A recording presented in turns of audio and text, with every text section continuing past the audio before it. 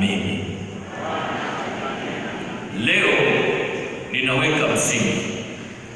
Huu msingi ndio utakaofanya utarajie uamsho mkubwa na mazidisho au maongezeko makubwa, na ninaomba nikiri kwamba unapoweza kutembea na kuruhusu neema ya Mungu iwe na wewe, Bwana kwa njia ya uwepo wake, kwa njia ya uungu wake akakushukia, akakupaka mafuta yake, utaweza kutenda yale ambayo watu wengine hawawezi.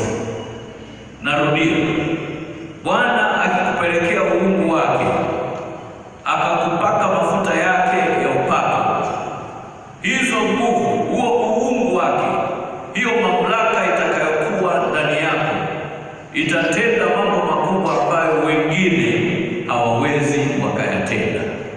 Na naomba utarajie kwamba Mungu ataongea. Kwa wale ambao tumekuwa hapa Jumapili kadhaa nilizonena, nilijaribu kuzungumza juu ya nini husababisha kupoa kutokea. Na leo nataka nianze mahali panapofanana na hivi, kwa sababu ndio msingi mkubwa wa kushinda. Kama unaandika andiko letu la kwanza ni Matendo ya Mitume 3:19. Nitafafanua kadri ninavyoendelea. Tutasoma maandiko kadha wa kadha leo.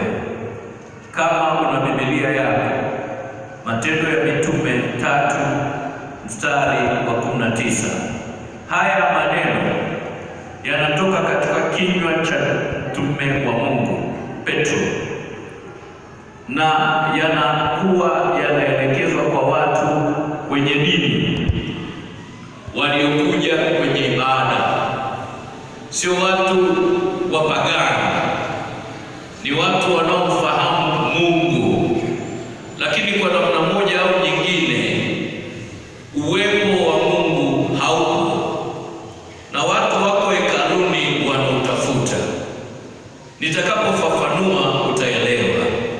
Lakini Petro kwa njia ya Roho Mtakatifu, akiwa amejaa Roho Mtakatifu, anasema, soma nyuma yangu, tubuni basi. Soma kwa sauti, tubuni basi.